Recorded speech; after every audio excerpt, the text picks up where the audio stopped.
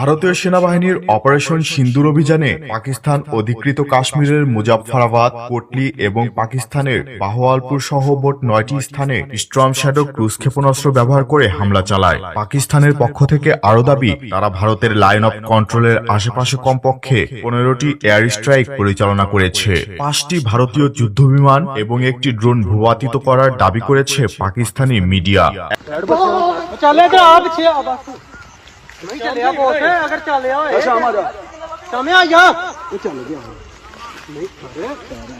একই সময়ে ভারতীয় সেনাবাহিনীর একটি ব্রিগেড সদর দপ্তরে হামলার কথা জানিয়েছে পাকিস্তান ভারতের 3টি রাফাল, একটি SU-30 এবং একটি MiG-29 যুদ্ধবিমান ভারতীয় সীমান্তের আহমেদপুর ইস্টে বাহওয়ালপুর অঞ্চলের কাছে ভূপাতিত করেছে।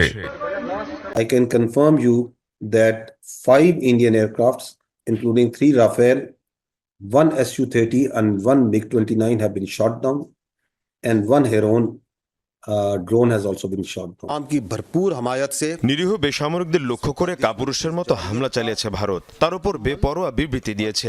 পাকিস্তানের জনগণের পূর্ণ সমর্থন নিয়ে শত্রুদের উপযুক্ত জবাব দেওয়া হবে।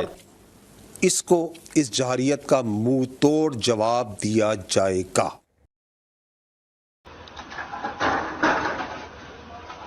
এবং তৃতীয় একটি রাফাল যুদ্ধবিমান ভারতের অধিকৃত কাশ্মীরের পুলওয়ামা জেলার আওয়ান্টিপোরা থেকে দক্ষিণ পশ্চিমে আনুমানিক 17 নটিক্যাল মাইল দূরত্বে ভূপাতিত হয়। ভারতীয় বিমান বাহিনীর রাফাল যুদ্ধবিমানের ধ্বংসাবশেষের ভিডিও দেখা গেছে।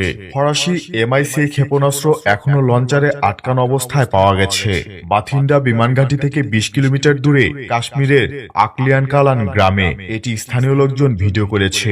পাকিস্তান সম্ভবত F-16 যুদ্ধবিমানের AIM-120 মাঝারি পাল্লার এয়ার টু এয়ার মিসাইল দিয়ে রাফাল শুটডাউন করেছে। ভারতের পক্ষ থেকে এখনো আনুষ্ঠানিক বিবৃতি আসেনি, তবে সীমান্তে দুপক্ষেরই আর্টিলারি গোলাবর্ষণ চলছে। কাশ্মীর সীমান্তে হেভি শেলিংয়ে 4 ভারতীয় সেনা নিহত হয়েছে বলে স্থানীয় সূত্র নিশ্চিত করেছে।